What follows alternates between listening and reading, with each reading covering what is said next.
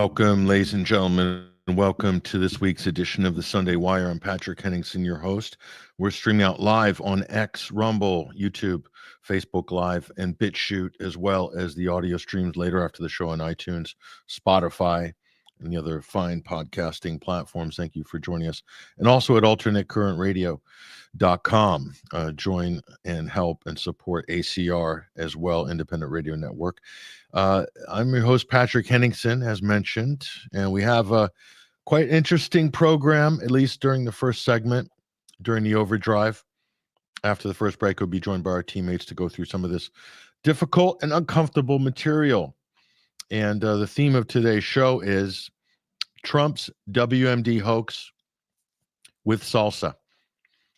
So we'll get into it. As you can see, there's Maduro, there's Trump, and there's the Secretary of War, the tattoo-laden Fox News Weekend reject host, Pete Hegseth, who somehow found his way in charge of the Pentagon, which is quite an amazing story in itself. A joke and a disaster. I think it's an understatement. But anyway, we'll get into all that. And also, we'll discuss some other things. We'll touch on a few updates with the Ukraine negotiations. But the Venezuela story is definitely center stage at the moment. Now, let's bring on stage before we get into that. We'll bring onto the program here the Sunday screening. I want to direct people to 21stcenturywire.com. Silenced the War on Journalism. This is our curated documentary film for this week at the Sunday screening. Go to our website right now, bookmark that. Make sure you watch this film. Great job by our editorial team, as usual, in curating this. So that's a good independent film. Now, something else hit our own headlines this week, and I want to give a shout out to one of our great contributors, who's also associate editor of Global Affairs, Freddie Ponton. And Freddie sort of made the news, or at least, and we did as well. We'll bring this article up on screen here. That's the article in question. Passed as prologue, Safari Club illuminates Candace Owens' allegations. Now, you probably heard the story about Candace Owens. She was tipped off by somebody in the French government. This is according to her, of course, that there was a sort of hit put out on her involving the Macrons. And somehow this is related also to the assassination of Charlie Kirk. Now, there's a lot in here, okay? Freddie has done outstanding research, as usual, and he's illuminated something that I think, well, it's a historic fact that these types of operations actually exist. So Candace is not delving into deep conspiracy theory here. Her allegations are supported by historical fact, including mainstream references on these French-led international hit squads. Israel is also involved, as is the CIA, historically in these very operations to target influencers, political figures, and so forth, to silence people that are basically causing problems for the elite establishment. Now, make of it what you will, and we'll bring onto the screen just in a moment here. Actually, we've got a video from Candace. She put this out. This is just a clip from one of her recent podcasts here, where she's giving a shout out to Freddie actually on this. Let's listen to this. Also would like to shout out Freddie Ponton, who wrote this article reminding people, and when I say reminding, I mean teaching people, if you're me, because I didn't know this, that exactly this satellite of countries, France, Israel, the French Legion, United States, Egypt, were quite literally involved in exactly this sort of operation, which further reaching global implications, involving the Safari Club in Egypt. Now, if you haven't heard of that, this was the article that he wrote, passed as prologue, Safari Club illuminates Candace Owens' allegations. I had never heard of this. I really hadn't, okay? Because I feel like I'm Alice in Wonderland. A few years ago, I kind of believed everything the government said. I thought there were good guys. And after the Charlie Kirk assassination, I'm going, oh, wait, no. Nobody is a good guy. These are like gangs that are running the world, obviously. Gangs that have gone mainstream, and democracy and the idea of a republic is just an illusion. Well, anyways, in that article, I'm going to read a paragraph from it, but he said, when Candace Owens claimed on X that a high-ranking French government insider warned her of an imminent plot to have her assassinated, alleging that President Emmanuel Macron and his wife Brigitte had authorized and financed the operation, assigning it to a small national gendarmerie intervention group team that included an Israeli operative, she also suggested that Charlie Kirk's assassin trained with the French Legion with multi-state involvement. The claim sounded like it belonged to the realm of conspiracy thrillers, and yet, as the allegation ricocheted across social media, something unusual happened. People did not instinctively laugh it off. Some dismissed it, yes, but many hesitated, paused, or quietly admitted that given the right circumstances, given the right network of covert actors, such a plot didn't feel entirely impossible. That hesitation doesn't come from trust in Owens, it comes from history. And sure enough, and I'm just pulling up the Wikipedia page here, you should go read that article in its entirety, but the Safari Club, man, a covert alliance of intelligence services formed in 1976 that ran operations around Africa when the United States Congress had limited the power of the CIA after years of abuses.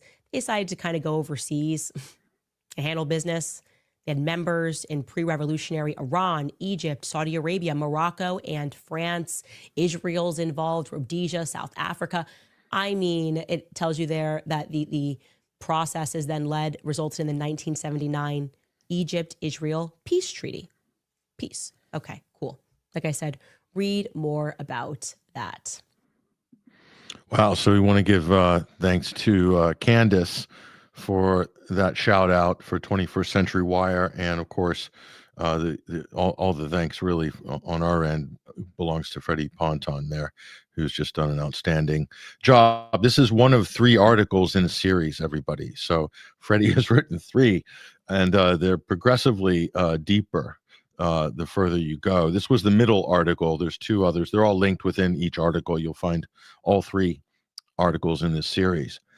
So outstanding research. Obviously, Freddie is one of the best at this, but of course, this is in his backyard. So, of course, he knows quite a lot about deep state activity in France. So, excellent work by Freddie Ponton. We just want to recognize that. And thank you to Candace Owens for giving us that shout out for this. And who knows? We'll see what else comes out of this story. I'm sure there'll be some more interesting morsels. So that was something of note there. Now, I want to go back to the task at hand. Let's bring back up our Rolodex for this week here. And let's see where it takes us. Well, it's here. This is where we're going to go. Trump's fake war on narco terrorism. It's like narco terrorism. It's a new term. This is a term invented by the Trump administration. And the reason the Trump administration invented this term narco terrorism is to give legality to all of the illegal things that the Trump administration is attempting to do regarding Latin America, specifically with trying to get regime change in Venezuela. Okay, so they've invented a term, doesn't exist, doesn't mean anything, narco terrorism, and started shooting up boats, fishing boats, speedboats, with no evidence presented of who was on the boat. Was there any cargo on the boat? What network did it supposedly belong to? So they've created this kind of fantasy that Venezuela is a narco state. We're going to show you that that's not actually the case, and we'll thoroughly debunk this. And we'll also show you which are the real narco states, okay? Which are the real narco states. That's kind of an important detail here, and we'll do that as good as we can. So that was the theme, is Trump's WMD-style fake war on drugs is basically what it is. And he's got this degenerate Fox News host, Pete Hegseth, who's clearly emotionally unstable, mentally unstable, totally unqualified to be running the United States military. I think his highest achievement was a platoon leader as a reservist. I mean, how could someone like that get in a job like that? And of course, the answer is Israel. The Israeli lobby instructed the Trump administration to put him in that job. And Israel's smart. They know if we put someone who's unqualified, who has quite a very dodgy, problematic background, that will immediately compromise Trump and put him in more of a vulnerable position for Israel to control it. So that's just overall corruption that's been allowed to infest this administration.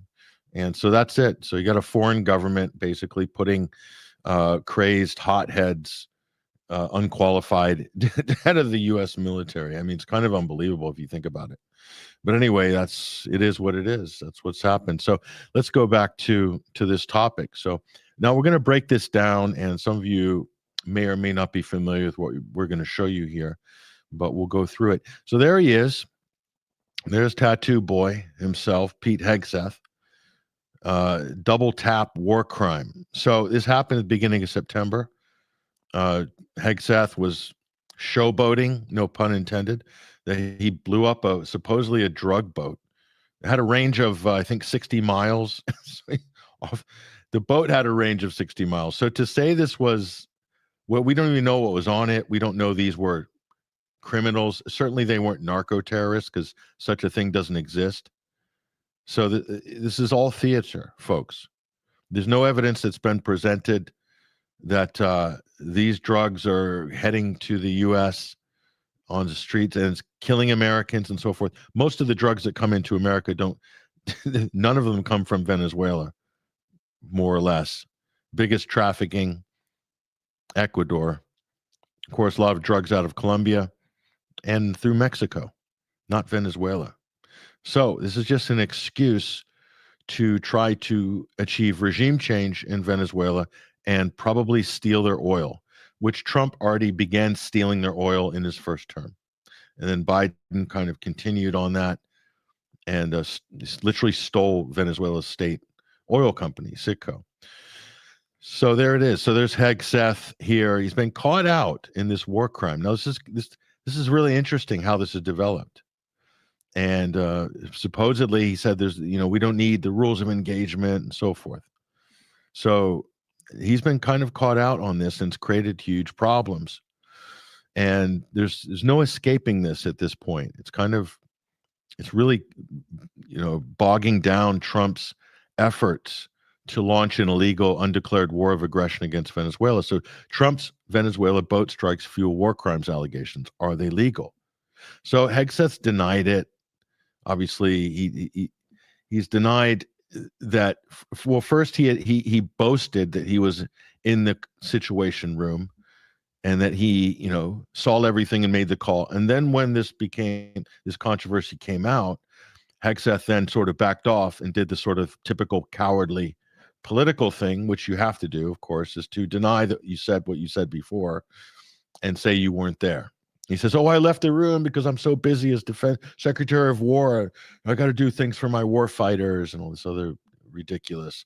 Anyway, and as it turns out, now they've dumped it on this admiral, former SEAL Team 6, another hothead put into power by Hegseth, because Hegseth wanted to get rid of the rules of engagement. So, I mean... So anyway, they're hoping this guy's going to basically take the fall for Trump and Hegseth, and unfortunately it's not going to end there for them. And this has created problems. This is gumming up the works for Trump's war effort. This little event, supposedly small event, at the beginning of September. So let's look at, just going back here. We'll go back to the video clip. This is Hegseth. Now, just understand something. So he doesn't believe there's a such thing as the U.S. military code, the Geneva Convention, all these things that the U.S. has signed up for, and that's U.S. law. He believes that he's bypassed all that. So here's him boasting about it, boasting about this getting rid of the rules of engagement.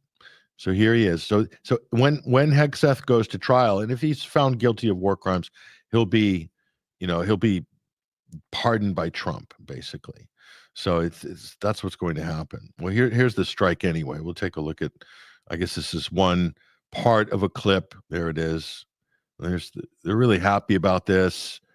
They thought this was really great. I mean, really, the U.S. showing some great power and force there. I mean, this is kind of stupid, really, if you think about it. But anyway, this is the level these people are playing at. It is very stupid, and I mean, yeah, real tough. SEAL Team 6, tough, really tough. Yeah, so impressive. So first, I mean, the U.S. is not looking good here. But anyway, we'll leave that off to the side for the moment. And now here's Hegseth. So when he goes to trial, this will be used against him. This will be his own statement of intent. This is how thick this guy is. He basically he's done himself in before the event even happened. Here's him bragging about ignoring U.S. law during his one of his showboating speeches to U.S. brass. So this is like a major lecturing generals. This guy's like unbelievable. Here he is. We are preparing every day. We have to be prepared for war, not for defense. We're training warriors, not defenders. We fight wars to win, not to defend. Defense is something you do all the time. It's inherently reactionary and can lead to overuse, overreach, and mission creep. Wait, how does defense lead to overreach? Isn't defense taking a back position, like defending your country from being attacked? How does that lead to overreach? So he doesn't even, this guy is, I mean, how he got into, he went to an Ivy League school, supposedly got into Princeton. How did he get into this school? Must have been on a basketball scholarship or something, I think, because he's not very bright. This guy, what he is saying is totally incoherent. Beside the fact it's devoid of any ethics or morals, but obviously you're dealing with a psychopath here, someone who has allowed the power to go straight to his head. He continues. War is something you do sparingly, on our own terms, and with clear aims. We fight to win. We unleash overwhelming and punishing violence on the enemy. We also don't fight with stupid rules of engagement. We untie the hands of our warfighters to intimidate. Okay. Stupid rules of engagement. Okay, there's rules of engagement for a reason. Okay. For a reason.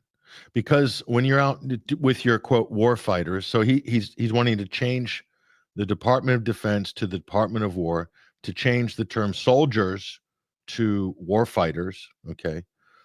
And he's saying that we don't do defense, we just go out and do offense. Okay. That usually leads to more war. I mean,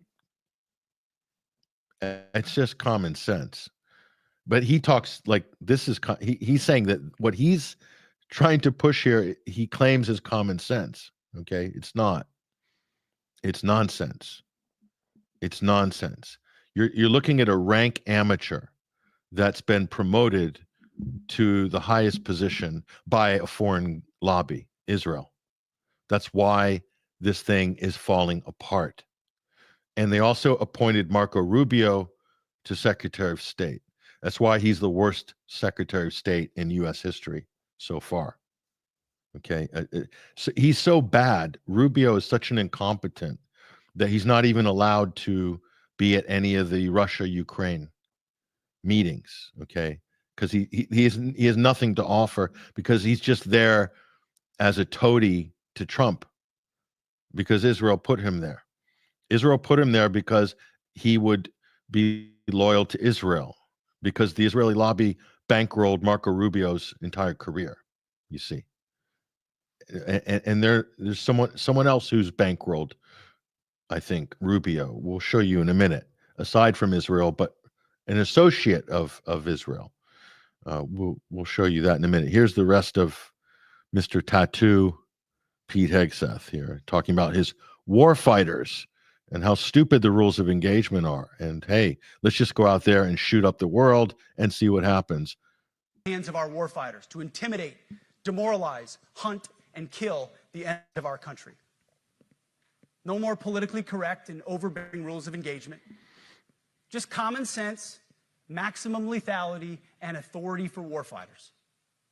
That's all I ever wanted as a platoon leader.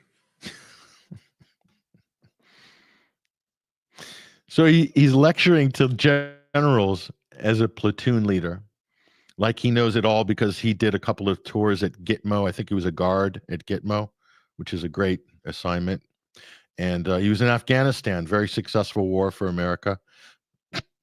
Okay, so he knows it all. He has so much experience with the quote enemy. This is kind of a joke, but anyway. We are preparing every day. We have to be prepared for war, not for defense. We're training warriors, not defenders. We fight wars to win. So, I mean, I don't know what to say about this guy, but anyway, this is what you get when you promote somebody to their level of incompetence. Okay. You're not getting the best person. You're basically getting somebody that's underqualified and is going to say yes to the people that put him in to the big money, but himself. So is in a way you can look at this as an attack on American sovereignty by the Israel lobby to insist. And Trump is so weak and supine, and he's such a slave to the Israeli lobby that he allowed them to appoint every single person in the cabinet that had anything to do with national security or foreign policy. Because he gave the job to his son-in-law, Jared Kushner, friend of the Netanyahus, and Howard Lutnick, his, quote, commerce secretary. That's Trump's handler. Okay. Howard Lutnick looking after Israel's interests, basically. And so is his son-in-law, Jared Kushner. Everything else is a side hustle. It's property deals, Israel, Russia, Ukraine's a side hustle for these people. That's why it's going nowhere. The negotiations aren't really moving. It's been a year. Trump promised to end it in 24 hours. Instead, we're going to get 24 months. So anyway, so that's Hegseth then. And now this was him in 2016. And it's a totally different situation here. Okay. And we'll bring this up on screen as well. So this was him, and he was asked a question. It's 2016. So this is before he got the clout and the power. And, as you can see, totally different situation here. We'll bring this clip as absolutely incredible. So we'll share this one and see, listen for yourself. It's pretty incredible. Can you comment on soldiers who were being held at Leavenworth prison for being soldiers? Yeah, I don't know all the particulars of all those cases, and I do know Beverly Pearlson and a few others who are just tireless advocates for guys on the battlefield who have been a part of unfortunate incidents. There are some guys at Leavenworth who made really bad choices on the battlefield, and I do think there have to be consequences for abject war crimes. If you're doing something that is just completely unlawful and ruthless, then there is a consequence for that. That's why the military said it won't follow unlawful orders from their commander-in-chief. There's a standard, there's an ethos, there's a belief that we are above what so many things that our enemies or others would do. But there are also plenty of guys there. So there were standards, Pete, and to his credit, 10 years ago, he recognized those standards. But power, money, and all the little incentives thrown your way by the lobby tend to warp your ethical and moral compass. And that's what's happened with this hothead here. And pretty unbelievable. But that's where we're at, folks. So that was him 10 years ago. This guy. Pretty amazing. So here, well, we'll get to it now. Bring up this. So this is what Pete Hegseth posted on his X account. It's a children's book called Franklin, and it's a mock cover. Franklin targets narco terrorists. He's a guy with the shoulder mounted. This is it's supposed to be a children's book. They've hacked it to make it into sort of, it's just so immature. But this is the level of person you're dealing with here. Okay. It's the level of person you're dealing with here. This is the head of the DOD, or what he calls the Department of War, the head of the Pentagon. He's posting, just stupidity like this. So it's hard to take these people seriously. And I think, look, how is the world viewing the United States? And how could someone like this be making military calls on the battlefield? Who's posting garbage like this? I mean, that's basically what Pete Hegseth is. And so here he is. So he was criticized. He was panned for doing this by a lot of the press. And of course, his reaction is, I'm going to be defiant and whatever. So, his reaction to this was to basically double down. And here's Pete doubling down at the Department of Defense. This is outside a U.S. federal building. And here he is with all his tattoo glory, showing how tough and how cool he is. I mean, this is embarrassing. This should embarrass Americans. He's just demeaned the office that he holds. Not only that, just brought total embarrassment to the country, quite frankly. Notice the many tattoos on his forearm there. Nice. There we go. He's had too many rubber chicken lunches. I can tell he's put on a few pounds. He's berating military commanders for not being in shape, but he's carrying the Michelin tire around his waist as well. So that's Pete Hegseth. I mean, really retarded, actually. This is just the stupidity of it is something to behold. So it's not going well for Pete, obviously. Not going well at all. So that's why he is doing games like this. But it's probably going to be an update on this. Franklin here, someone's posted this here. He's flip-flopping on his story. Clearly he's guilty. So Franklin goes to jail. The classic Franklin story. There's Pete. That's probably where he's going to end up. If he does, he will be pardoned. He won't serve any time. Trump will pardon him. And just like Trump just pardoned a drug trafficker. And we'll show you that in a moment. Anyway, so it's the fact that this is even happening is just really just shows you the level that the U.S. has sunk to. So what does this all mean? Now, what happened was, and of course, this shouldn't be missed. This is the Wall Street Journal. Hegseth pushed out all of the ranking people that were trying to follow the law. Okay. This is what Hegseth has done. He asked top admiral to resign after months of discord. Relationship between the Pentagon chief and military leader had been deteriorating since Trump's inauguration. And so, funny enough, there was pushback. After this double tap, which was in September, such was the internal disgruntled military command against Hegseth and his hothead SEALs that he was trying to bring in to make all these JSOC style autonomous decisions outside of the rule of law, that they replaced the command. And so he's pushing out all the good people, treating them poorly from the reports that we've seen. And then this event happens. You remember when this happened? So after the boat strike, okay, and we didn't know it was a double tap at the time. Immediately after, they hit a narco submarine, supposedly. Narco submarine off the coast of, well, in the Pacific, if I'm not mistaken. This is the Jamaican Observer. I'm not sure if this is accurate. But anyway, narco submarine. And the funny thing about this story was that there were 2 survivors, and the U.S. picked them up. And they just gave them back to their countries of origin. Why did they pick them up but do a double tap weeks earlier? Because they went back to the rules of engagement as a reaction to Hegseth's war crime. That all happened internally, you see.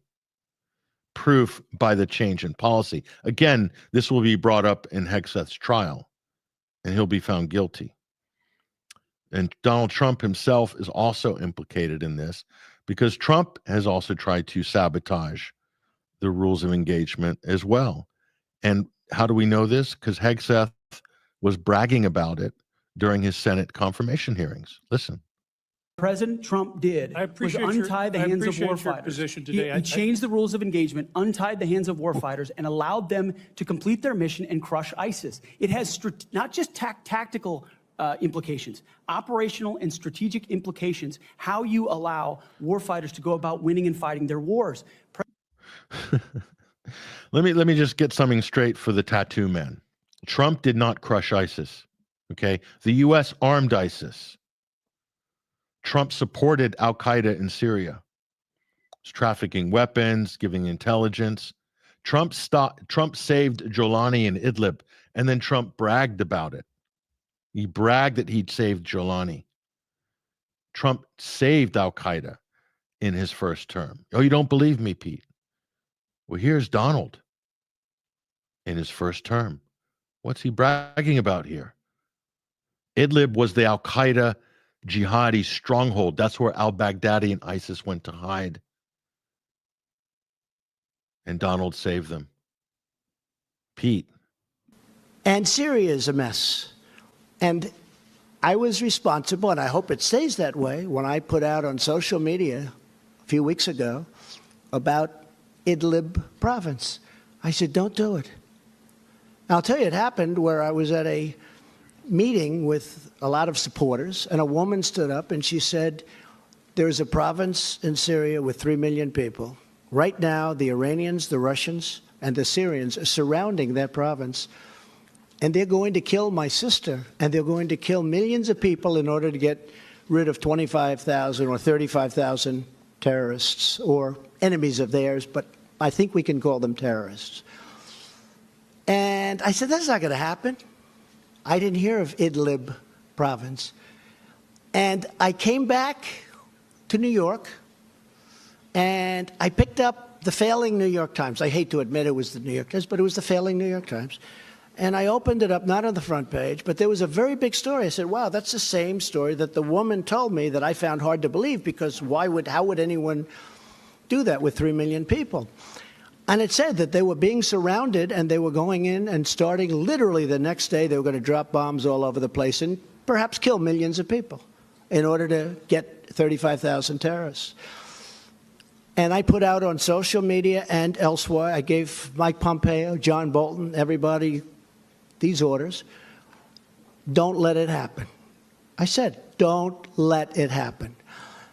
That doesn't mean they can't be selective. They can't be, go in and they've got to do what they've got to do with terrorists, assume the terrorists, but don't kill millions of people. And it stopped. You saw that. Nobody's going to give me credit, but that's okay. That's okay, because the people know. I have had more Syrians thank me for that. This was about 4 weeks ago I put that out. I said, they're surrounding a city of 3 million people. They're going to start bombing the city. Don't let it happen. This is the sort of retarded level that you're dealing with here.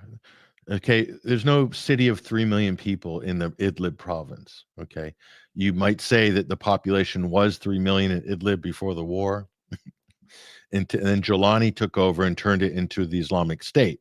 Okay, that was the caliphate, Idlib. So Trump, in his infinite wisdom, can't articulate that. And he didn't get the idea in his head. The Israelis told him to stop. Syria and Russia were doing a counteroffensive on Idlib to basically flush out Jolani and ISIS for good. And Trump saved Jolani. That's why he's hugging him, flirting with him, and spraying perfume on him in the White House, a terrorist. So Pete Hegseth is here telling you, oh, we're against terrorists and Donald Trump needs to take the handcuffs off of our war fighters to crush ISIS. BS, okay? The Iraqis beat ISIS on the ground in the fall of 2017. The U.S. was not engaging ISIS on the ground, okay? The U.S. was, in many ways, the U.S. and the Israelis provided air cover for ISIS and al-Qaeda in Syria and Iraq as well. And this is how Abu Donald got his nickname, Saving Private Jolani in Idlib 2018. That's the truth of it, folks. Okay? That's beyond the propaganda, all the sort of, half-baked statements you hear from, just basically second-rate Fox News weekend hosts like Pete Hegseth, who doesn't know anything about anything. He knows what he's told and what's put in front of him, like every other ne'er-do-well in Washington, but they don't actually know what's actually happening. If they did, they wouldn't be popping off saying all the stupid things that they say. And the mainstream media, in many ways, validates and amplifies these people. Even the ones that appear to be against them, they're both basically harping on with the same propaganda narratives. Okay, so it's just beyond ridiculous.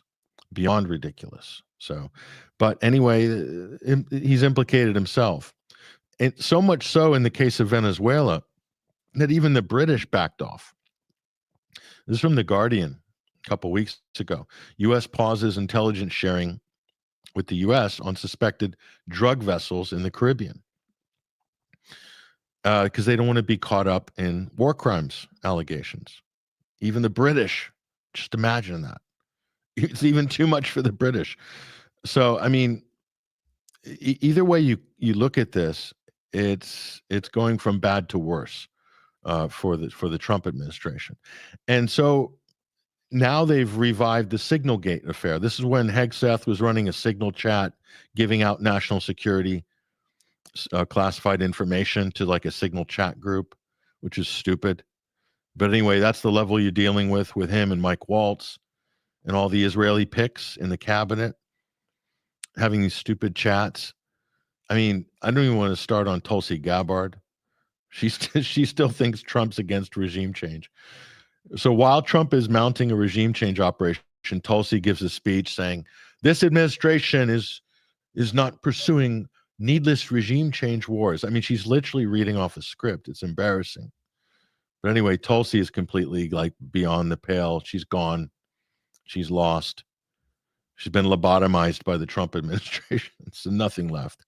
Nothing left but blind ambition and promises of a run in 2028. I mean, this is why these people are in it, for the money and the fame and the power, not for the principle. If it was on principle, Tulsi would have resigned already. But you can tell where her priorities are. It's with her career. So there she is, a mad careerist. So here's the reality, folks. And I hate to point it out, that CNN is actually doing real journalism now because of this. It's almost hilarious reading CNN. They're actually publishing real reports. So obviously they don't like Trump. So they're slightly going against the deep state on some of this. Trump struggles with Venezuelan dilemma. Maduro digs in, and a storm builds at home over potential war crime. So the irony is, this relatively small event, it might derail Trump's illegal war of aggression against Venezuela. So this might turn it into just a big bluff, which will be a huge victory for Maduro and for other left-wing governments in Latin America. This is going to embolden them. And now they're thinking, well, the United States doesn't observe international law. They're just going to come after us.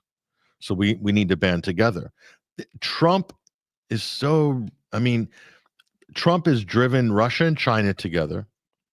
He's driven Russia and India closer together through all the stupid, crazy sanctions, threats, and the ridiculous tariff wars. And now he's driven, guess what? Venezuela and Brazil together. I mean, honestly, you couldn't make it up. So I would call that, I mean, by his own standards, that can't be a success. I mean, this is just lunacy. I mean, I think it's great on a certain level because Trump is just kind of accelerating the demise of the United States as a superpower. So for this, many will thank him. But by his objectives and standards and ambitions, he's a failure, basically. It's just going from bad to worse on this. And so, and it does get worse here. So they claim that there's some cartel in Venezuela, but research suggests that it doesn't actually exist. So is the U.S. targeting a Venezuelan cartel that does not exist? Good question. Good question. Well, let's look at the details on this.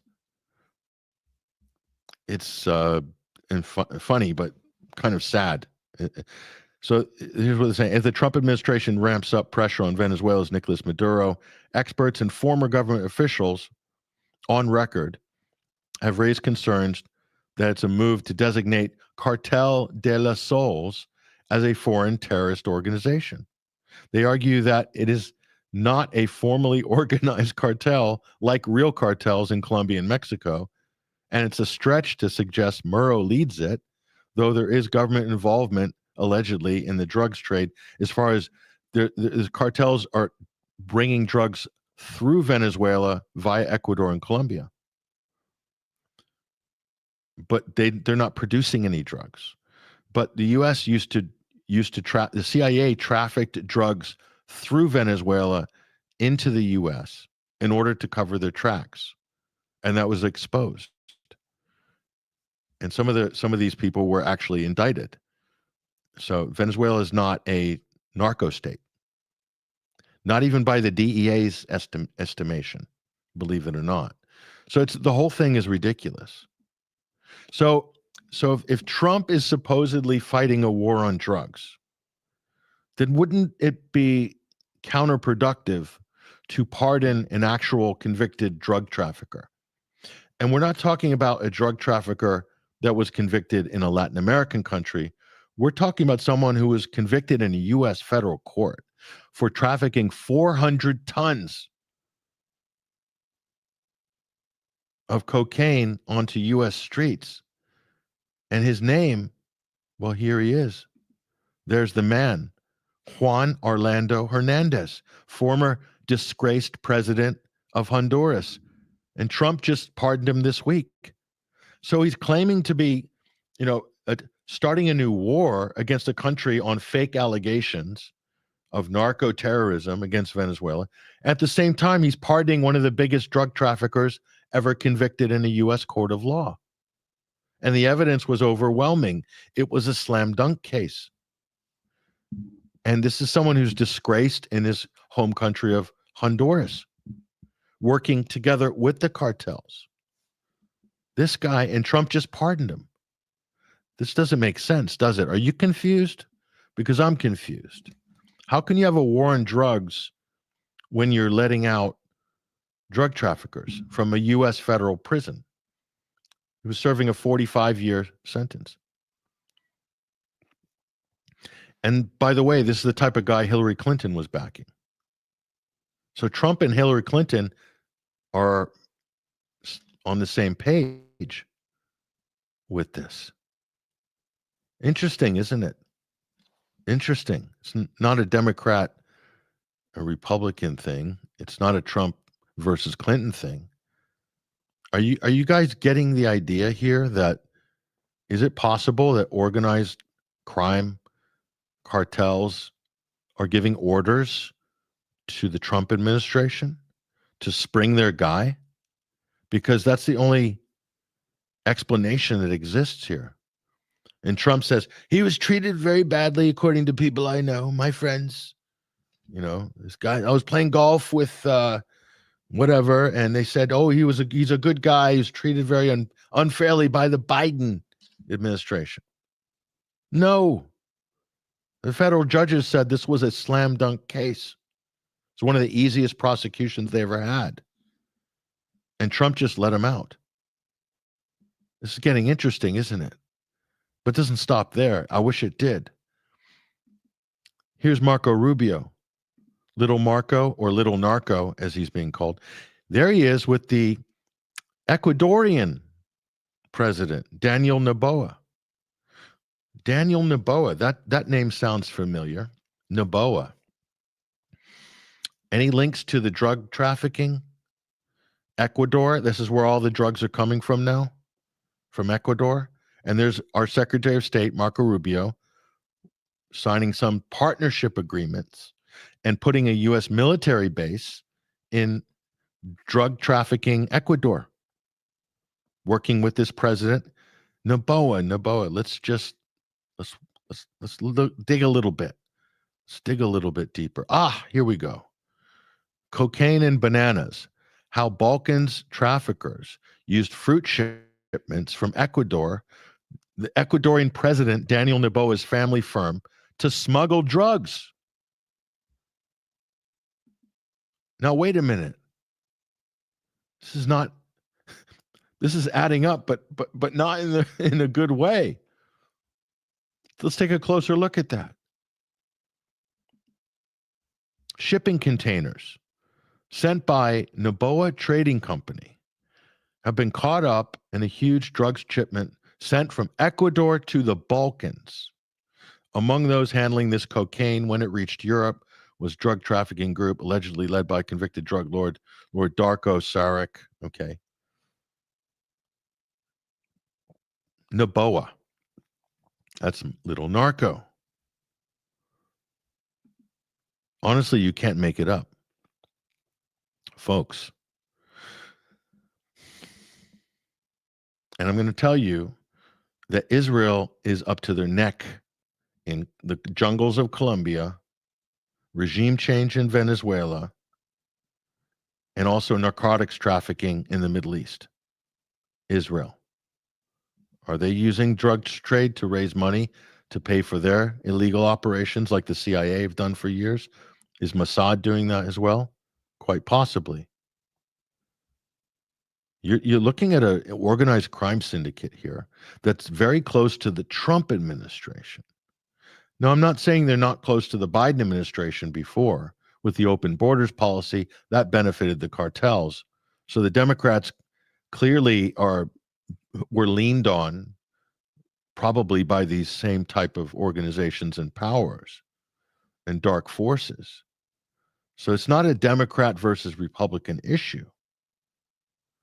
It's that at the elite level of both parties, Republican and Democrat, there's a lot of influence coming from south of the border. And now imagine if you install into the cabinet of Trump people who are working in the interests of these criminal cartels. Think about that for a moment. People like this, Marco Rubio. Why are they so insistent on regime change in Venezuela? Yes, it's because of the oil. It's also probably because of the drugs trade. They want to get things going again. Before Chavez, Venezuela was a mule country run by the CIA, and they're trafficking drugs out of Venezuela into the United States. The CIA, U.S. intelligence, ran drugs through Venezuela from Colombia before Chavez was president. And Chavez shut it down. And Maduro shut it down. And here they are making a fake story that Maduro is a drug kingpin. And meanwhile, Secretary of State is working with someone whose family has been implicated in a major drug trafficking scandal. And Trump just pardoned a drug trafficking convict, a disgraced former president of Honduras. Folks, so let's just get this straight. Trump's war on drugs. Let's just do a review for everybody. Okay. Pardons drug trafficker, backing trafficker. Folks, capiche? We're just saying here. What does this equation look like? Who's running the Trump administration? It's a legitimate question at this point. Like, what is going on? It's not, it's more incredible that the Democrats are basically playing matador defense on this, which shows you how corrupt the Democrats are. Okay. They're gone. The Democrats are they've checked out on this. I mean, seriously, don't know what to say at this point. So meanwhile, here is the CIA and Israel's planted, future president of Venezuela. They gave her a Nobel Peace Prize while she's calling for her own country to be bombed. Maria Corina Machado. And Nobel Prize winner pushes false claims about Maduro, claims that Maduro helped to throw the 2020 U.S. election, like Venezuela stole the election from Trump in 2020. I mean, just ridiculous. She's also pushing, as well as the QAnon crowd and some of the and Lindell TV, Mike Lindell's like sterling media outlet, saying that Hezbollah and Marco Rubio is pushing it as well, that Hezbollah are going to invade this U.S. southern border from Venezuela, and Hamas as well. Again, the Hezbollah Hamas taco trucks are parked in Mexico, ready to unleash mad fajita picantes all over Texas. I mean, this is the garbage. They've been pushing this garbage since 2012. Michael Flynn and all these other QAnon people have been trafficking in this ridiculous talking points. Laura Loomer, etc. And so who's benefiting from this? Israel. This stuff is coming from Israel. And unfortunately, we have people, low IQ members in the Senate and the Congress, who are also being paid by the Israeli lobby, and they hoover up this garbage and they regurgitate it in the media. The media will, to some extent, run with it. With respect to the mainstream media, they're not biting on those stories, but all the right-wing, low IQ sort of MAGA press are running with it.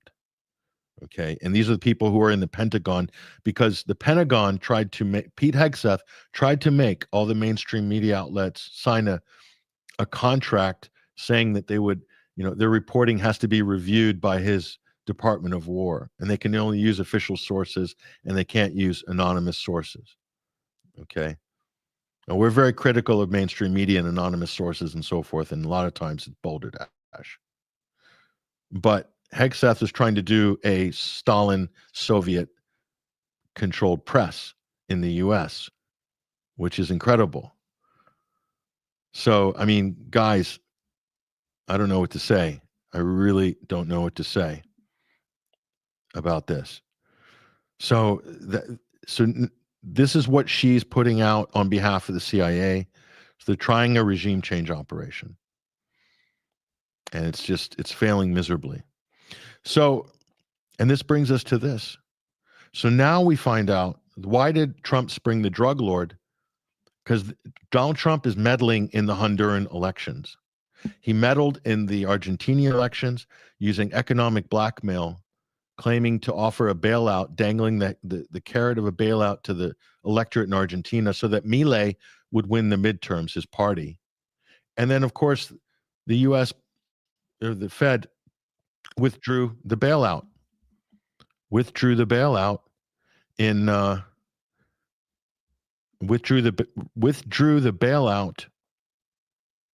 after the elections.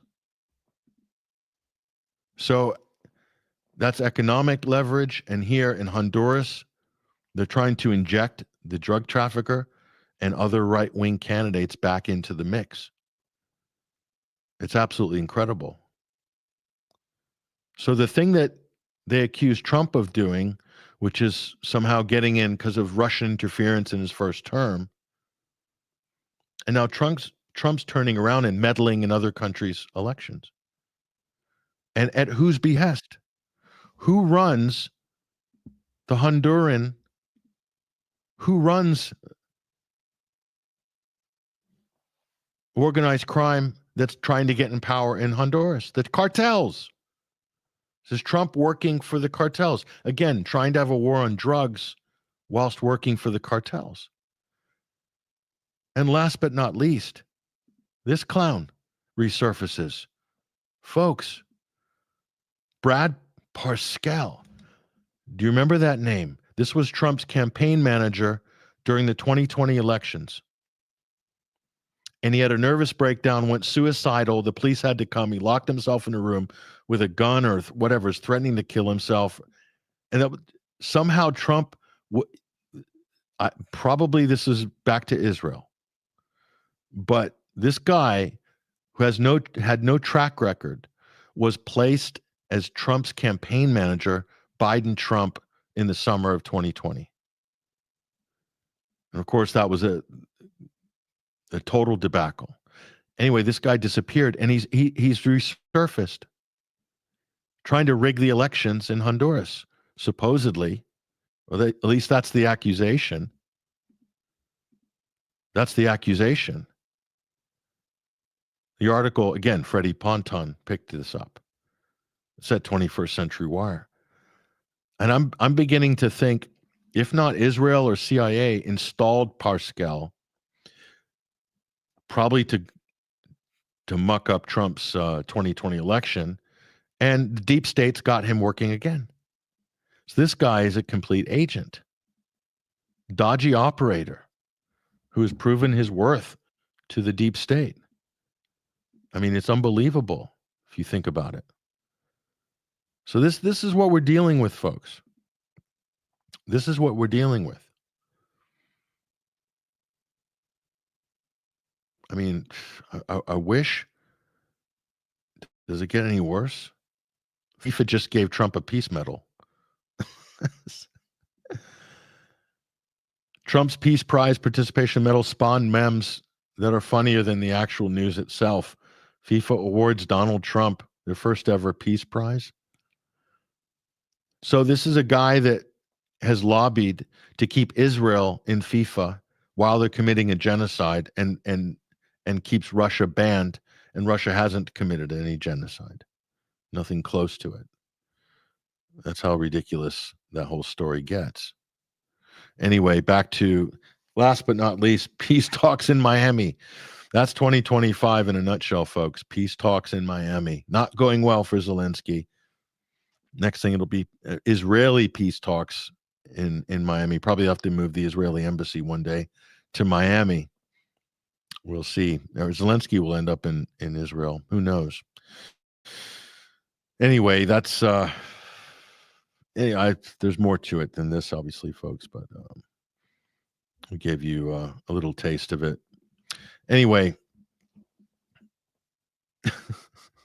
what can we say? Let's take a break. Again, this is episode 572 of the Sunday Wire.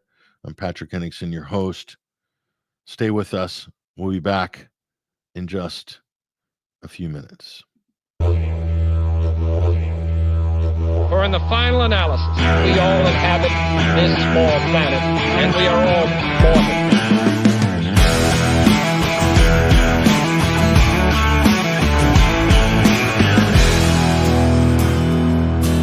Lately I've been watching the world gone mad. Brothers and sisters full to take a stand, to hate their fellow man and other man. Divide and conquer is the acronym plan. Distract the people, control the story. Don't believe your lying eyes, you know me. Stay in power, no matter what. Playing with the doomsday clock. Turn a blind eye and gamble your trust. Pushing us to turn to good. Corruption and lies. Truth is the crime, will turn to dust. Well-designed misery to keep you on edge, make you believe anything anyone says. Keep it left or right, not top to bottom. Accuse the victim, can't you see we got 'em? Stay in power, no matter what. Playing with the doomsday clock. Turn a blind eye and gamble your trust. Pushing us to turn to dust. We've captured rights. Feudals like time will turn to dust.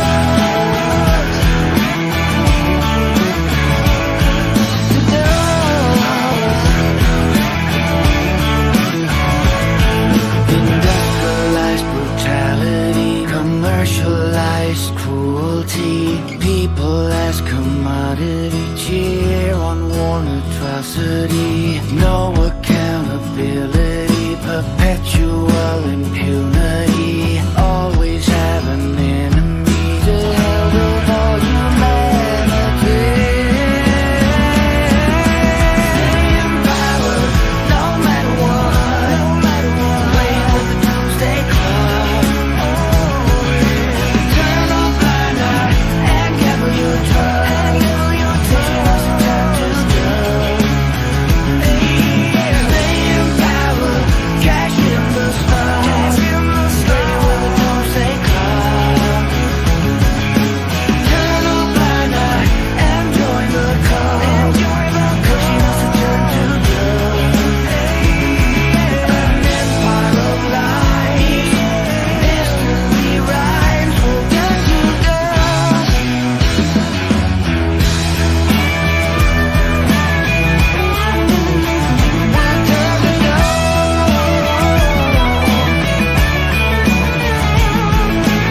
Digital inmates, scored on every move. Nowhere to hide, nothing to hold on to. Turn to dust, as we turn to dust, as we turn to dust.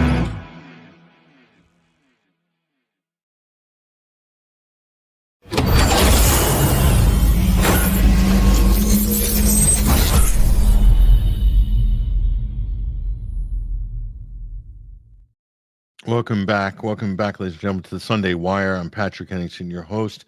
We're streaming out live on X, YouTube, Rumble, Facebook Live, BitChute, as well as the audio streams. Thank you for joining us, and of course, alternatecurrentradio.com as well. And at 21st Century Wire, we're streaming there via Rumble. So hello to everybody at the 21 Wire chat room, as well as the people in our comment threads. We're going to go through some of the comments and highlight some of the better ones in this discussion. But before we do that, I want to bring on to the stage some of my teammates here from Alternate Current Radio. And we'll welcome onto the stage Bryan McClain, also known as Hesher, and Ruckus is also joining us. Adam Clark. I think Basil Valentine will hopefully join us shortly. Thank you guys for joining us. I see the imagery there. You got the salsa in the you make America salsa. As Pete Hegseth with the tattoos, a real tough. I mean, blowing up the boats. That's very macho, wouldn't you think? And then when they're hanging to the boat after you've done a missile strike to it, and then you kill them all, like just yeah, that's pretty manly. That's what our war fighters do, right? Our war fighters. Yeah. War fighters. Double tap from very far away for something that you're just trusting intelligence on, I guess. Could you imagine if people in cars were treated that way in the United States, just driving around like, oh, we heard that car was moving something bad. Let's just toast it. Yeah. I mean, there's a lot of drugs on the streets of Chicago, right? So I guess deploy some Apache helicopters over Chicago, and just like if you see any black people, Hegseth could just like open fire on them. Yep. Because they're probably narco terrorists, right? Clearly. Same mentality. You don't have to actually show any evidence. No, it's just a given. I mean, if you're not showing evidence, then that means that's why the rules of engagement don't make sense. He's like, we don't need these rules of engagement. We're not even working on evidence here. So, it's fine. We don't need these stupid rules of engagement.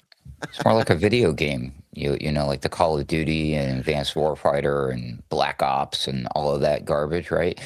I've played a few of those games. Correct me if I'm wrong here, Hesher, but at what point in the game when you do blow up the vessel to take out the enemies and then there's 2 clinging survivors, do you go pick them up and collect them and take them as your prisoners of war? Or do you double tap and kill them all? Double, triple, quad tap. Well, then this could be, a result of that type of mentality, because, if we're playing war games as simulations of war, yet inside the simulation of war, we're not, taking prisoners of war. I mean, can we really expect anyone in real life to be doing that? Especially since I'm guessing that Pete Hegseth has played a fair share amounts of Call of Duty games, you know? More of that than military calls that he's made. You know, we could have those expectations from professional military men who understand that, you know, this is not a video game, but someone like Pete Hegseth, sure, he's been in the reserves and whatnot, but I'm guessing he's got a lot more Call of Duty hours in than he does actual military decision making. So he's head of the Pentagon. So that would have been your boss way back when, right, Hesher? I mean, he would have been your boss. Yeah. He would have been your boss. In my day, it was like Leon Panetta and like Hillary or something. Yeah, or Admiral Perry. I can't remember the different. Yeah. Wolfowitz, I guess, or Rumsfeld, Donald Rumsfeld. Yep. It's Hegseth. So, you know, he's showing himself to the sort of the low sort of chav level that he actually is. And, you know, I just think it's funny listening to that 2016 clip where he's actually saying we need rules of engagement and there's people in Leavenworth because they've gone too far in the battlefield and they deserve to be there. Not 10 years later. Why is this, you guys? Why, Ruckus, why has he changed so radically in 9 years? I've been questioning this lately myself, because you look at a lot of these figures in the current administration and you compare themselves to 5 to 10 years ago, sometimes to just, I mean, literally like a month or a week or two before Trump was elected again, saying all the right things we thought, like RFK Jr., as an example. I mean, even to a certain degree to Tulsi Gabbard, you know, and then you've got someone like Pete Hegseth. Yes, we have the receipts. Even Trump himself, you know, you pulled up that old clip. I'm like, that was a great classic clip there about Idlib. I'm like, how people forget this stuff. I mean, it's shocking to me. People have such a short attention span. But yeah, I mean, great find with the old Hegseth clip. He was saying the right things. And like, if you could take that person from 10 years ago and ask that person what he feels about what the new person said, the old person would strongly disagree with the new person. And it's like, are they even the same person? So that's my theory. I think they have been invasion of the body snatcher out, and we are looking at pod people, deep fake clones. I don't know whatever happened to the original people. I'm guessing they're hanging out on an island somewhere with Jeffrey, if you know what I mean.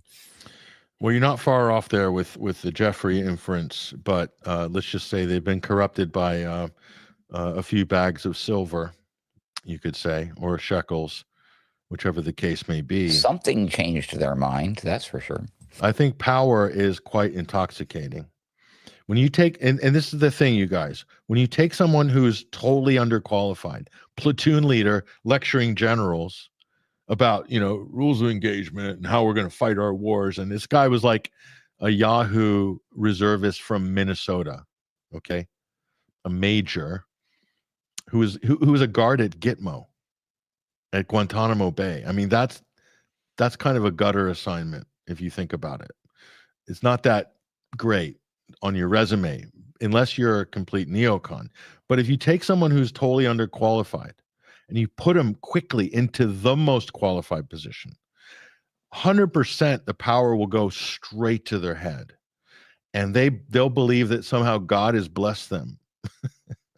This is what happens mentally, and they're completely out of their sort of realm of competence, and then they have to overcompensate by being extra tough.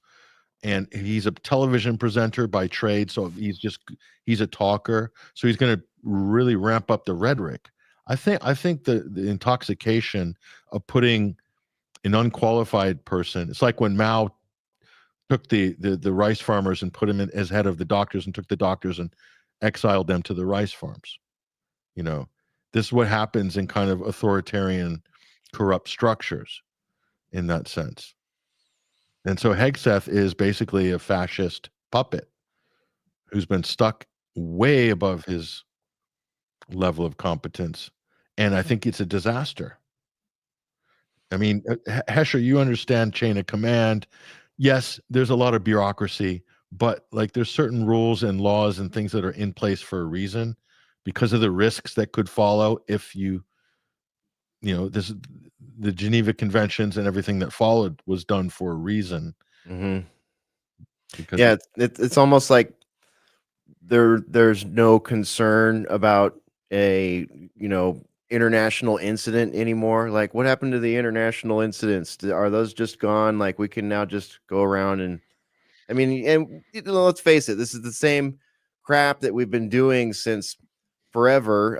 I think back to the Obama administration and when they were running drones in Yemen and striking, Anwar al-Awlaki, whatever that guy's name is, and his son, like this, and there was like weird black ops connections to some of those guys, but it's like this is nothing new, except now they're trying to like use it to push towards acceptance of this kind of crap, like meme, childish meme level usurpation of books that you used to like by the new Secretary of War, uh which used to be Secretary of Defense. I mean, it's so absurd. It's like you were saying last week, like at least we used to get a big lead up and a big crazy story, like rape vans and sarin gases and all these crazy things, WMDs, but now it's just like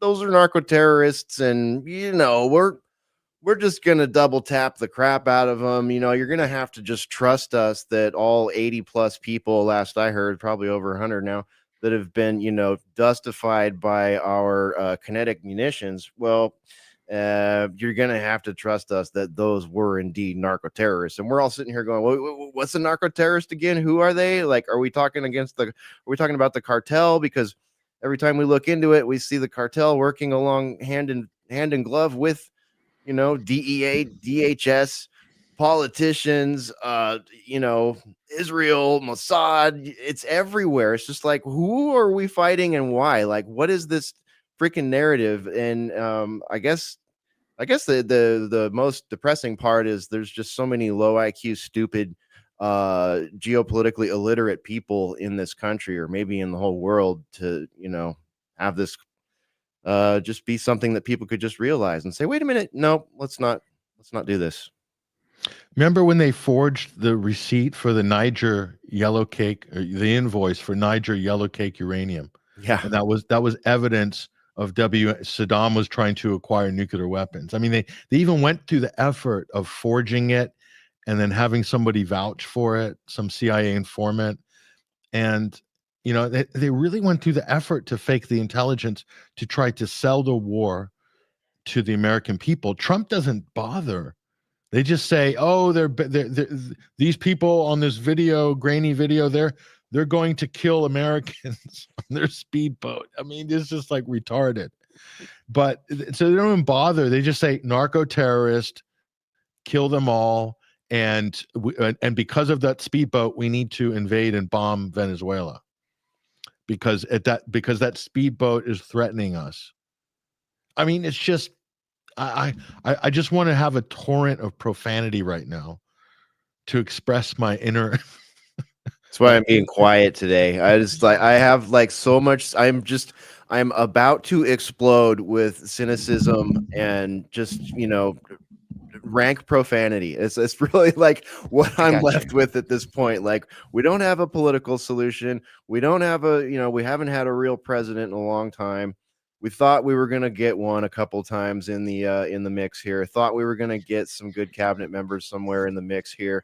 Boy, did some of them have cool reversals and PR narratives and all their junkets and podcasts and all the things they said they were going to do and the way the country was going to be. And look at what we're looking at on the screen here. Franklin targets narco terrorists. I mean, we can do without this childish social media just fodder. It's just so stupid.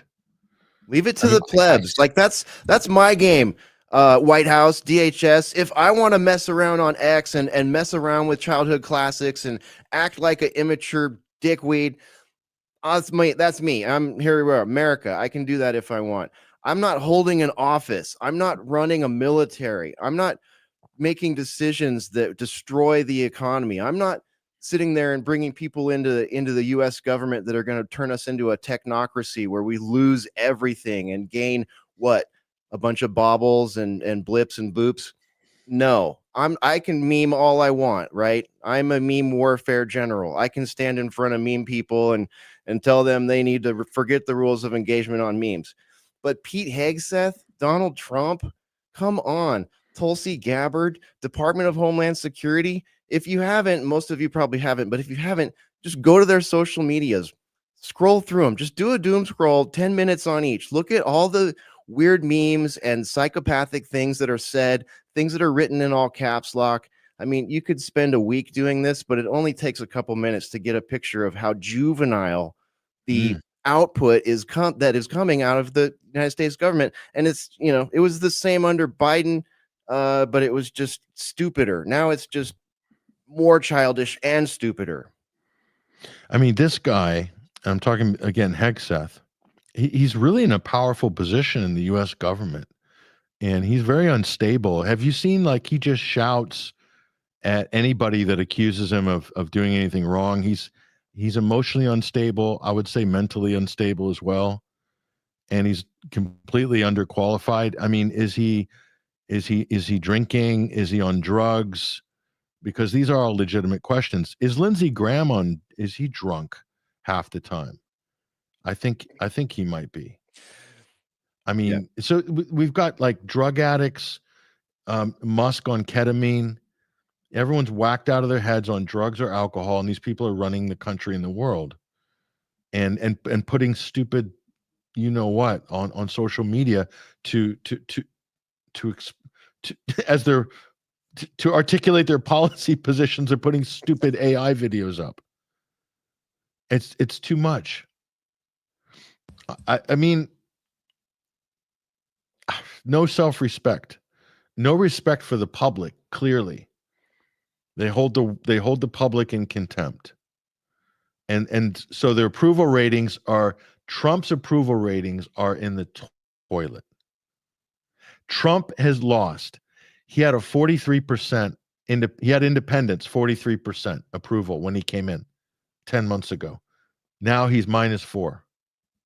Or he's 4%, or something. He's got a 10x. He's lost 10x independence.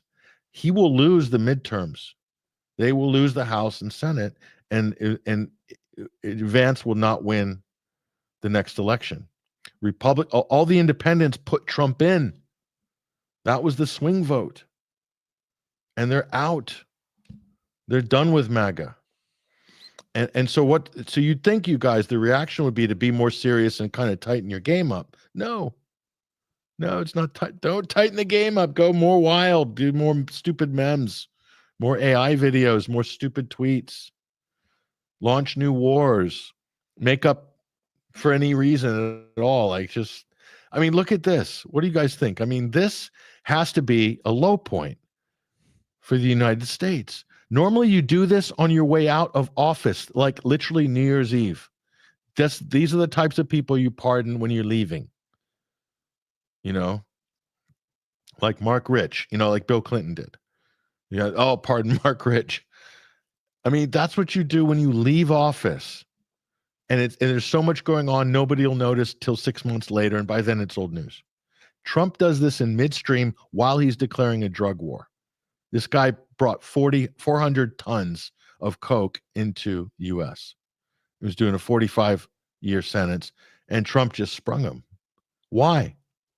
Well, we explained why, probably. But I would say, this is not a good look. Imagine if Putin did this, or Xi did it. They'd say, oh my God, there's narco states. China's a narco state. Russia's a narco state. If Trump does it, everyone's like, it's too much. No, it's just ridiculous, man. I mean, where are we headed? I mean, with everything that has been set up in the first year of the Trump presidency, the second Trump presidency, what do we have to look forward to in 2026? I mean, I'm really looking forward this year to your 21 Wire end of year wrap up and predictions for next year. I'm sure you're not going to have much fun writing that, but we're going to have a lot of fun reading it. Don't remind me of that, Hesher, please. That's a task. I was trying to forget about it. How do we even do that this year? You may have to call in the whole team to figure this out. This year is just the strangest thing. I mean, the very first thing that happened was a Tesla Cybertruck exploding in fireworks with a suicide in front of a Trump Tower in Vegas, right? Or in Nevada somewhere. It's like that was our kickoff. And then it just never slowed down. It was just one ridiculous thing after another. Yeah, completely stupid. I mean, it's only a year in. I mean, this is a year. So he started a war against Iran, a war against Venezuela. The U.S. is bombing Somalia. Okay? It's bombing Somalia. And there's a couple of other wars. And he hasn't stopped the ones that he got elected to stop. So I'd say not doing well. I would say not doing well. 3 more years of this. Will the country survive? Will the world survive? We'll see. I mean, he's at least up your mem game, White House. Seriously, your mem game is terrible. Nobody wants to play this game anymore. Yeah. What's Ruckus throwing up there? Trump's promises, Trump's actual presidency. Don't rag on Greta. Hey, man, that one came from our friend and colleague, Mystical Pharaoh. He shared that one on his X account. Greta is kicking ass, okay? Greta is kicking ass. She's kicking Israel's ass. She deserves our respect. I have much better memes. I don't know if you caught this week's Boiler Room that we did, but we really ran with the Franklin thing. See, their propaganda is weak. Their powers are weak, and they have no originality. That's why they have to use things like kids' books covers instead of coming up with a believable or even a semi-believable any story, to be honest with you, with the Venezuela stuff. So we're just going to meme our way out of it. And I thought, why stop with the Franklin stuff? Even the people who are making fun of Pete Hegseth and the Franklin meme are making more Franklin memes. I'm thinking, why doesn't anybody step outside of the box and go with, like, say, I don't know, Clifford? We could have Clifford crushes the cartels. Good boy for regime change, of course. Or, this is one of my favorites, the very hungry caterpillar devours dictators. Yeah, maybe he's a Winnie Pooh fan. Pooh hunts for honey and hostiles. I'm guessing since his name is Pete, he might be a fan of Peter Rabbit raiding the Garden of Evil with his little dynamite character. And then I thought I would make a point here. Babar builds an empire by force. A very American story right there, Patrick. But see, they can't even meme half as decent as I can. And I'm not even in the administration. Should I get a job with them somewhere, do you think? I think they should hire you, Ruckus, right there. You just shown your talent, your indelible talent there, especially Babar. I mean, that was like that impressed me, the last one. I remember Babar. Yeah, you've done well, couldn't Ruckus. Get the drawing quite right, but I like the missile and the tusk so much I kept it. Yeah, it is good. These are all. I mean, just you're showing your depth and your versatility there, and it's just yeah. I mean, just the idea of using tongue in cheek and actual humor rather than this. What Hegseth did to Franklin is pretty terrible if you consider it's kind of a nice kid's book. I mean, if you're going to pastiche it as an adult, at least make it clever. He did a double no. He also was suggesting this would make a great item for your Christmas wish list. So he dragged Christmas and Christianity and peace and love to it, and it just doesn't seem to fit. And that video, I can't tell if that's real right there or if that's some sort of clever AI parody. I don't know. There we go.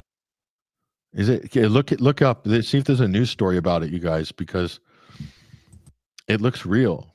I mean, because there's video of him. He changed the name of the department, and there's this video. It looks like the exact same video of him putting up the plaque, and it looks like somebody just kind of cheaply AI'd that meme in there. But I don't know. You never know. Could be, but you're the AI expert, Ruckus. You tell me. I hope so. It really seems like a gag to me, but you never know. It was too realistic. Even if it was, that dude probably would retweet. He probably retweeted it. He's like, here you go. Maybe he made the AI video. I don't know. Yeah, I'm not sure. Yeah, you might be right, Ruckus. And I feel like I've been bamboozled because I thought I honestly, I wanted so badly to believe that was real. And that's the trap, isn't it? That's the Yeah. trap. That's the trap. Yeah, But like the other events are question would, so how do they? clownish and satirical that it's become this new like membrane that goes over everything that we look at. It's like, oh, first I have to unwrap the membrane here and see if this is real, a real image or a real video or not before I can even think about it. And I find that frustrating. So the call to get this guy sprung is probably coming from Rubio, right? I'm just guessing. And there's Rubio with somebody whose family has just been implicated in drug trafficking. I mean, this is not a good look. Look at that. Noboa, the Noboa Fruit Company. They packed coke with the bananas to flood European streets with cocaine. That's the same guy that Marco Rubio is done a deal to put a U.S. military base. And what's going to happen at that U.S. military base? Are they going to fly cocaine into America to shorten the supply chain? Is that what this is about? I think that should be considered. I mean, we're dealing with a level of corruption here with the U.S. government, with this Trump administration that to me is next level. This is way above Biden even because it's so in your face. And it's almost they just don't care at this point. I mean, they've literally gotten away with murder in Gaza. Murder, like in the biblical sense, genocide. So what's to stop any of these people at this point? No one's going to restrain them. Forget the rule of law. Rules of engagement, laws. I think they're all subject to being thrown out or used selectively and subjectively at this point. The ultimate goals of the powers that should not be within this government and who they're working with outside of this government, who outside of this government are puppeteering things. I think they can do whatever they want. I think that's the big takeaway from the last 5 years is that when there's a global initiative or a international Atlanticist initiative headed up by Israel, that the UN's not going to step in, the lawyers and judges aren't going to step in, and if they do, it'll be largely performative or part of what's necessary to create the narrative to push to the next benchmark, And I think there's also a lot of bombastic stupidity happening. What I just said makes it sound very calculated, but at the same time, there's a lot of bombastic stupidity, a lot of stupid characters, and I think you were touching on earlier, Patrick, about the amount of power that some of these people get. They get it rapidly. They are intoxicated by it, and what I kind of imagine happens is they then have an entourage. They then have a whole new cell phone of people that blow them up and say things and tell them things and offer them things and do this kind of stuff. So it's like someone like that, like I'm not saying Hegseth specifically. I'm just saying anyone like that in politics, in Hollywood, in music, in mainstream journalism, even like you end up with enough attention. And all of a sudden you have the wolves circling. You don't know who your friends are, but who's putting the big money in your pocket, and who's telling you what they like when you say and what they don't like when you say, and they're taking you to parties, they're sending you extravagant gifts and stuff like that. Some of them are big names that you look up to or had looked up to. So the nudging, these uber nudging that can happen to someone like this when they're have a position of power inside of here is something I think that's hard for all of us to even conceptualize. Like some of these people are so dumb or so unprepared for some of these jobs, and we tend to have a lot of opprobrium towards them. We want to hate them, but it's like they may not even understand what the hell it is they're doing. They're so compartmentalized and so nudged and moved and maybe so addicted to drugs. And so, it could be anything, any kind of compromise on top of all this nudging just creates something that is not politics, and it's not real people, and it's not stuff that we can really relate to. This is an interesting comment here by U.S. Navy vet. He said, World War II, Korean War, and Vietnam, etc. Cartoons were horrendous. They made the enemy look like they were inhuman and not worthy to live, and they were treated worse than the memes. 100 truth old cartoons, or 100-year-old. You should probably mean cartoons. I mean, that's kind of a point here, and why I picked out this comment, guys, is because I'm also seeing historic revisionism going on. They're wanting to redefine past things as now they're saying that actually no, Vietnam was a success and we obliterated the enemy. I mean, I can see Pete Hegseth teaching that in War College. This was very, very good. We killed 1 million Vietnamese civilians and all potential terrorists. Stopped the spread of communism. It was a great success. I know it's an extreme example, but this type of rhetoric I'm seeing, also talking about the Iraq War like it was successful because of the force that we brought to Iraq, and the amount, what the shock and awe was a great success for America. And so a lot of rewriting of history sort of in the process with these types of people in power, this type of mentality, which that's another kind of problem. And the cartoons they're talking, I've seen those cartoons, and the Spanish American War, that's even worse with black people in the Caribbean. So, I mean, I hate to sound like a bleeding heart liberal here, but we do have that in our history. It's just extreme propaganda, war propaganda. But guys like Pete Hegseth and this type of breed of sociopath will want to justify a lot of these things at some point, because the White House is practically putting out some of this stuff from the official White House channel. You saw the Gaza beach videos that Trump put out. I mean, it's and very demeaning to the native population, as it were. And I'm like, God, we had not developed in 100 years. Are we still in there? Like, have we not evolved? That's probably, to me, the most shocking thing, because I've spent half my adult life educating people on propaganda, and looking back at the extreme stuff from before, you're supposed to laugh at that. You're supposed to say, yeah, we've got sophisticated high-tech propaganda, but at least we're not doing that base stupid stuff that we did 100 years ago. But like, we're doing the base stupid stuff again 100 years later. I mean, so I don't know. It's probably required in order to actually engage in a real I mean, this is a very bad sign. I mean, because like the wars that we witnessed as far as America is concerned are not really wars like the wars back in the day, and we're not ready for an actual like hot war, but this is what it would look like if you're deadly serious. The things that Pete Hegseth is talking about with the speech is like, we're not doing the DEI thing. Sorry, women, you're not going to be on the front line. Sorry if you're overweight. We can't be doing that. We got to fight. We got to win. And all this scary rhetoric, but then bringing everything down to this base level, just getting everybody at this barbaric, ready to kill.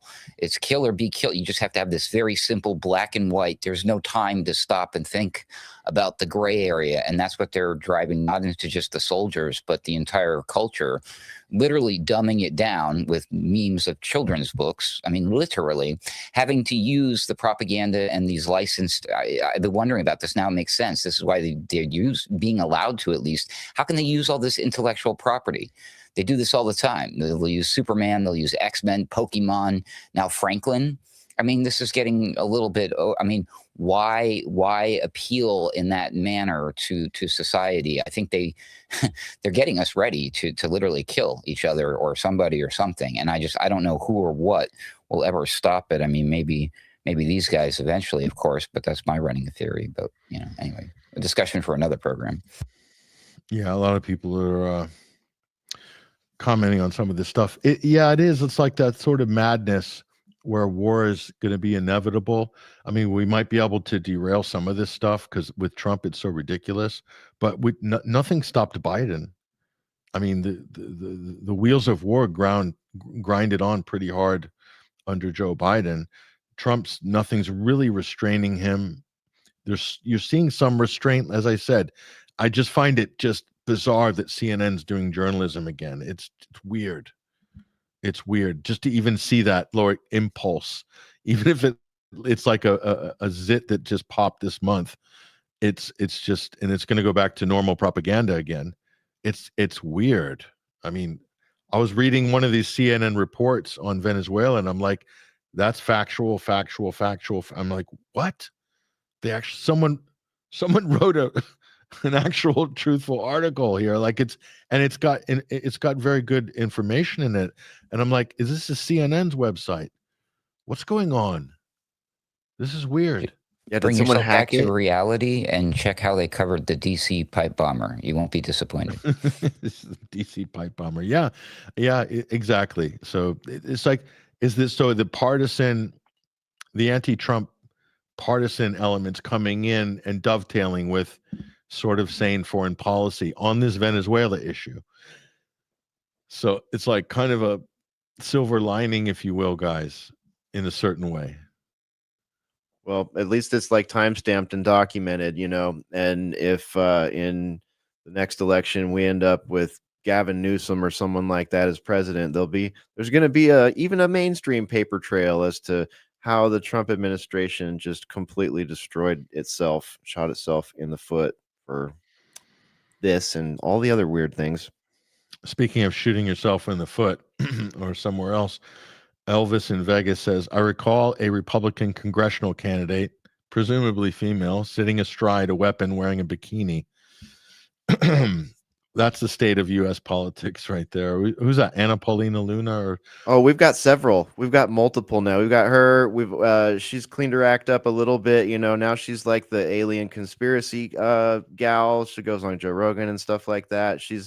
But we've got like this Valentina. What's her face here in Texas? The anti-Muslim one. Yeah. She's a nutter. But the thing about her, I don't know that she may or may not go anywhere. But the thing about her, I was telling Ruckus and the gang and I in the Discord were talking about this yesterday. But like she kind of has those like those old vibes from some of those people we used to see on YouTube who would shoot effigies of certain politicians and make a bunch of noise and stuff like that. Like she's kind of using some of that as like actual PR. But I think that this is the type of young politician that your current people like a Pete Hegseth and these style people, that's the kind of politicians, up and coming politicians that these folks' policies are going to boost and bring. It's very like, it's like we've gone backward to the Pam Geller days here. And that's all of a sudden becoming cool again amongst the some of the hardcore MAGAs that are still hanging on. Yeah, 400 tons, folks. 2,000 pounds equals 1 ton. Do the math. That's a lot of uncut Ecuadorian right there. That's here we go. MAGA 2025. Make America gangster again. Pat Trivers 5910. Thanks, Pat. Yeah, it is incredible. Yeah, everyone's doing math. Look at that. Another one. Everyone's got the math going on the coke weight. All right. So is Venezuela the new Vietnam? I hope not. Oh, gosh. Me too. I hope not. Yeah. I mean, have you seen like Mike Flynn, Laura Logan are putting out some crazy stuff. They're putting out I think there was someone else on Mike Lindell, Emerald Robinson, who works for Lindell TV. Okay. I know Emerald. Emerald said that Venezuela rigged the 2008 election with Smartmatic. This is before Smartmatic was a company. So she got the dates a little bit mixed up. That somehow Obama was elected because of like Maduro and or Chavez somehow, and that our CIA, there's people in our CIA that are on the Cuban payroll. Now, what do you think the Cuban payroll's like? Do they Can pay they? you They in can't even cigars. pay their school teachers. So who in the CIA? I mean, what's that? Probably what is that? $20 a week? Is that the Cuban bribe budget? It's probably $50 a week and cigarettes. I mean, seriously, a I've bottle of literally, cigar, some cigars, some rum. Cigars for Bubba. yeah, right. I've never heard of Cuban payroll. Those two words together. I don't think I've ever heard those two words slammed together in a phrase. So these are the people in the press pool now at the Pentagon: Laura Loomer, Lindell TV. Yeah. So you're not going to get much critical coverage, are you? No, They're, no. they're all like sorority sisters doing like group photos after the press conference. Oh yeah. Embarrassing. And Patrick, have you seen any time an actual reporter asks a decent question? He goes before he answers it because he doesn't like it. He says, "Who are you with?" And if they answer like anyone except like Fox News, he says, "You're fake news," and he doesn't answer the question. Yeah. Well, you're the failing New York Times. The failing New York Times is still there. Trump is failing. His approval rating is tanked. So I don't know what he's talking about. You got to be careful about. You got to be magnanimous in victory because you're not always going to be on top. And Trump is just going to get destroyed, I think, in the next year. I mean, the wheels have already come off MAGA. He's lost his base. He's owned by a foreign lobby. They're running the government, Israel. And I don't see this getting, and he's playing golf with there you go. He in the closet, whose name we shall not mention, but is being mentioned in the comment section. I can't get any worse, guys, for Trump. It really can't, but it can. It could get a lot worse. The thing is, will he do anything Israel asks? Like, what if it's something that could start World War III? Would Trump still follow the orders of his boss in Tel Aviv, Netanyahu? That's a good question. Probably. At this point, I would say I would agree. Probably. Yeah, this is absolutely insane. Did you see Rubio saying that? I believe it was Rubio saying that Venezuela gives military support to Hezbollah. Yeah. That was hilarious. I was like, okay, really? I mean, am I missing something? Is that the same Hezbollah that's being carpet bombed in Lebanon by Israel? Yeah, like aren't they kind of tied up? Yeah, are they just taking trips? They just get on a little puddle jumper and fly out of there to go to Venezuela, or maybe those Venezuelan boats are on their way to Lebanon. Wait, that's more than 60 miles for that boat, though, isn't it? Yeah. Well, what you didn't see, Hesher, is that those fast boats have a sailing mast that pops up. So when they reach their range of 60 miles, a sail pops up, and then they can sail across the Atlantic to Lebanon to pick up the Hezbollah terrorists and Hamas. Somehow they'll break through the IDF's. Maybe they could disguise themselves as the global Samud flotilla and slide in that way, pick up Hamas terrorists, and then sail back to Venezuela. And from there, they can launch raids over the U.S. southern border into Texas. I mean, it makes perfect sense, doesn't it? And Laura Loomer's exposed all of it. It's a great scoop. Yeah. Well, I just heard there's a breaking news report coming from one of these lovely outlets, these conservative outlets, I forget which one, suggesting that Maduro was deliberately, single-handedly, personally involved in snatching off of Pam Bondi's desk the Epstein files. So. Okay. No. It's not a Democratic hoax anymore because Trump pivoted and said it was a. We got to go get them so that we can put the right people in jail. Should definitely These aren't my files. Forces. These are Biden's files. If I was president, these files would have never happened. They would never have landed on anyone's desk. If I was president, it's Biden's scandal, not my scandal, says Trump. Oh man, here we go. Oh, here we go. Of course, the ultimate conspiracy. Perhaps it's deliberate so that eventually people will be begging for AI to run government. I said this at a talk in 2018. I said AI is going to get so good, and we're going to be viewed as so incompetent that people will be begging for AI candidates or agents to run government. There'll be a virtual Max Headroom style president. They'll market them. Bezos will have his. Google will have theirs. Elon will have theirs, and they'll run. The election will be an AI campaign and see who has the best AI, and they'll run the government because they don't make mistakes, and they're going to manage the economy like clockwork.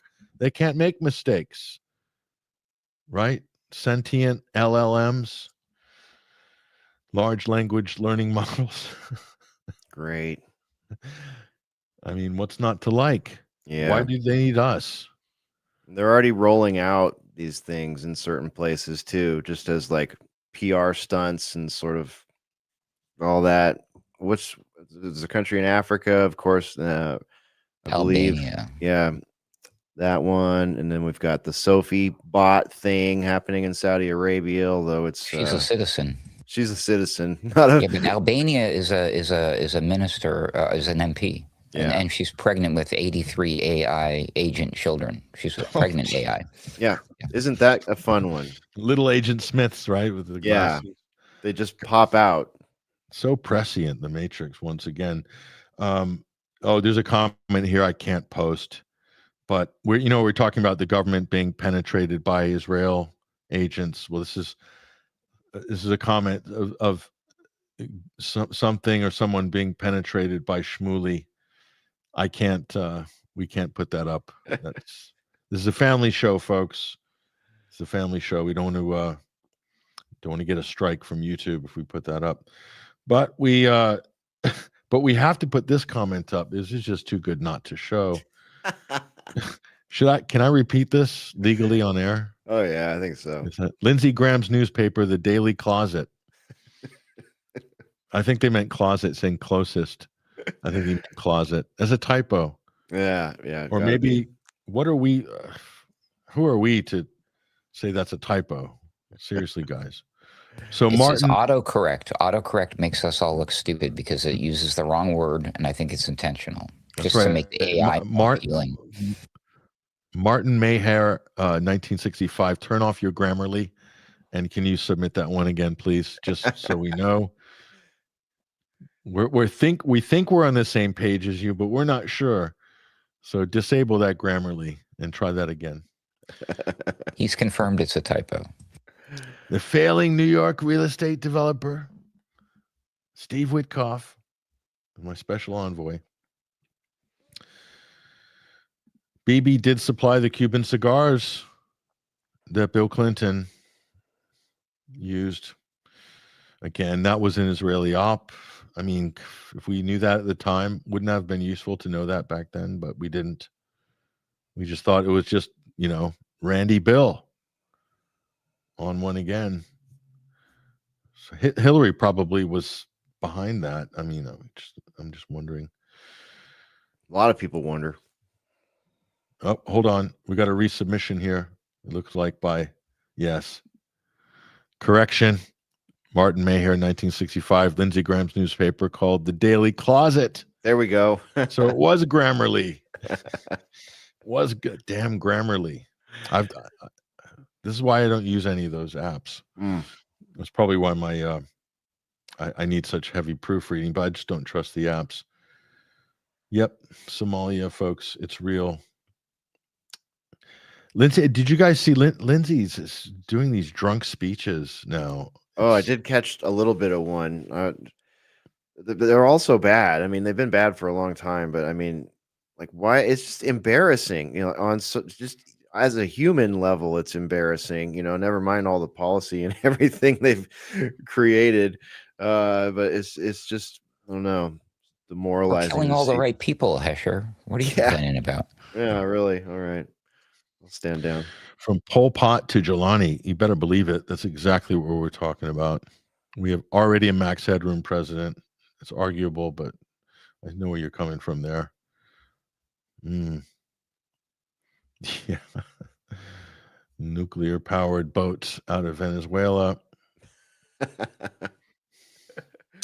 I mean, we really couldn't, back to that question about Venezuela being like a next Vietnam. It's kind of impossible, right? Because in Vietnam, it was like weapons of war were still very, World War II style weapons that were being used.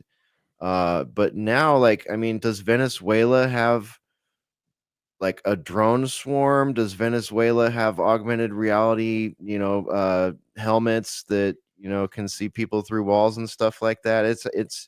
Do they have a standoff capability like the United States does at all? I mean, if we really were to like war up Venezuela, like I would think that even with this dysfunctional military the way that it is, it would be pretty one-sided. I mean, it would be pretty brutal and ugly. Yeah, people are reminiscing about Bill Clinton. I don't think that's the correct thing to do. Everybody, I'm against that. This is not the nostalgia you're looking for. Yeah, MAGA, Miriam Adelson governs America. Not bad. Mack Truck 22. Not bad. That's a good effort. That is a good effort. Yes. Well, look, you guys. I think we've gone the distance on this one, and I think points have been made. Points have been made. Grievances have been aired. We'll nail those to the town square. Gentlemen, final thoughts before we wrap it up. Hesher, go ahead. Yeah. Thanks for having me, Patrick. Great show. Appreciate your monologue. You did the heavy lifting with the worst parts of all this today, and I've enjoyed being here with you and with everybody in the various live chats and the Discord. Thanks for hanging out with us. Remember, 21stcenturywire.com is the site where you can find the articles that Patrick mentioned earlier and all the great work from Freddie, Ponton, Patrick Henningsen, all the other people up there. Be sure and support. Also, go to alternatecurrentradio.com for the latest episodes of Boiler Room. You can find myself and Ruckus and Mystical Pharaoh and Spore and Mark Anderson and many others of our friends and regulars there in the Boiler Room. We seem to be live Friday nights now, every Friday night. We just did one on Friday, so you can check that out. It's up there at alternatecurrentradio.com. Like, subscribe, share, do all that stuff that Pete Hegseth would ask you to do if you were watching one of his live streams. You South Park watchers know what I'm talking about there. And yeah, have a great rest of the weekend, everybody. Stay sane. Don't let all these black pill cannons get you too far down, because we got to have a little bit of fun with it as we watch whatever this turns into come to reality. There's the Boiler Room right there. We'll see you in there. Yep, tune into the Boiler Room, ladies and gentlemen, this coming week. Great job from the team at BR and ACR. Ruckus, go ahead. Final thoughts, reflections, insights. Yeah, actually, I have some updated information for you about that infamous golf game between Lindsey Graham and Donald Trump there. They were actually meeting about a potential business plan, just in case things don't work out so well for Trump with his third term. You got to have options. So they were actually working on Trump's new line of salsa, ironically enough. Totally coincidental that you named your episode relating to salsa, but that's what they were discussing allegedly. I don't know. It was reported by CNN, so I don't know who to trust. Anyways, speaking of not knowing what to trust, I have a new quote to share with everybody. This is a good one. This was from Noam Chomsky, who said, "The general population doesn't know what's happening, and it doesn't even know that it doesn't know." Eek. Make sure to catch me over with my friends there at Alternate Current Radio doing the Boiler Room. I also do Weaponized News with Sam Chaney, and you can find information about that at our website, alternatecurrentradio.com. Thanks for having me, Patrick. Thank you very much, Ruckus. I appreciate it. And thank you to everybody in the comment stream. It's been some really good engagement, some extremely good efforts from you guys. So we really appreciate your engagement, and we look forward to it every week. Thank you very much. A lot of props as well to everybody, and right back at you, folks. Really appreciate it. Look, you guys, that's all we've got time for today. Great job by everybody involved as usual.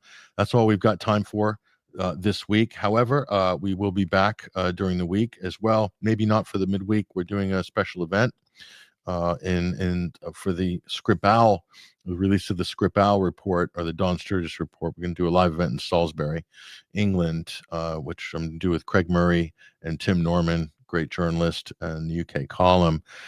Details at UK column's website for that. So yeah, we won't be not doing a midweek wire, definitely not this week, but we will be doing probably a Sunday wire and some big events coming. But anyway, that's all we've got time for, folks.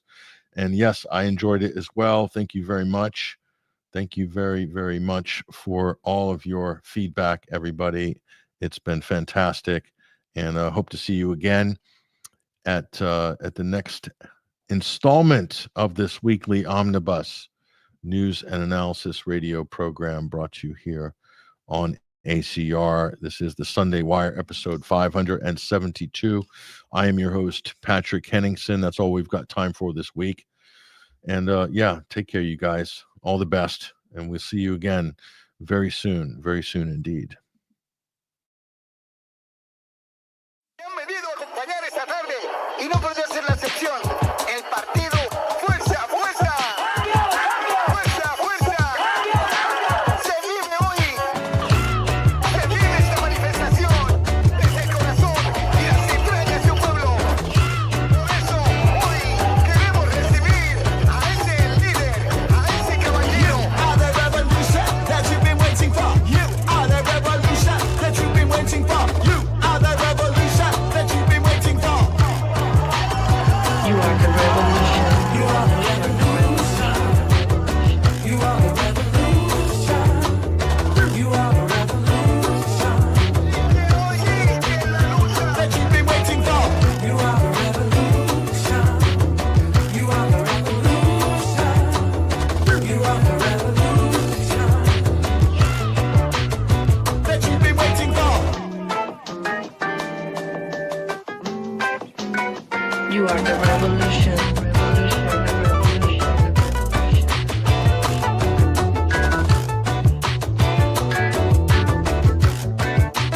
Revolution.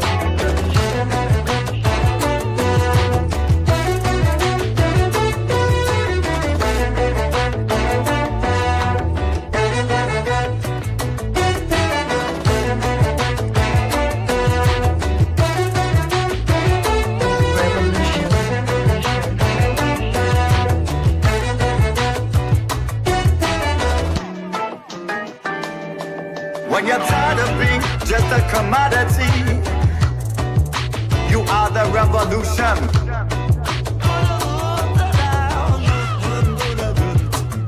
And when gaslit into another war,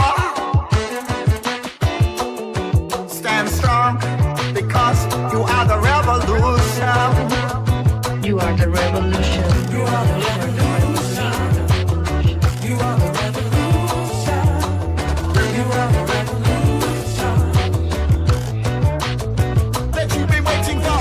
You are the revolution. You are the revolution. You are the revolution. They conspire against you, accuse you of terrorism, to steal your sovereignty.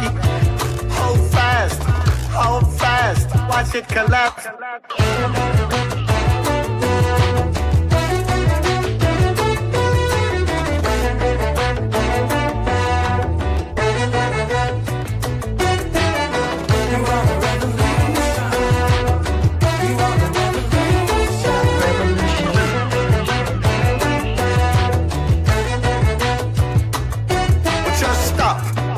Know that we still have the power. You are the revolution. They want to centralize, monopolize, control your thoughts. Breathe, go deep, go outside, put seeds in the ground. You are not alone.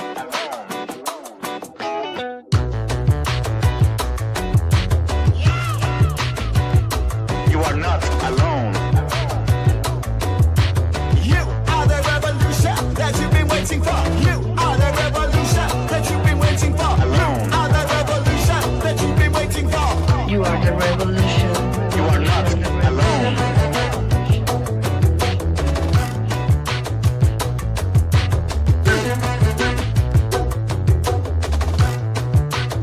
That you've been waiting for. Oh, hi. Why, yes, my lady, and you're right on time.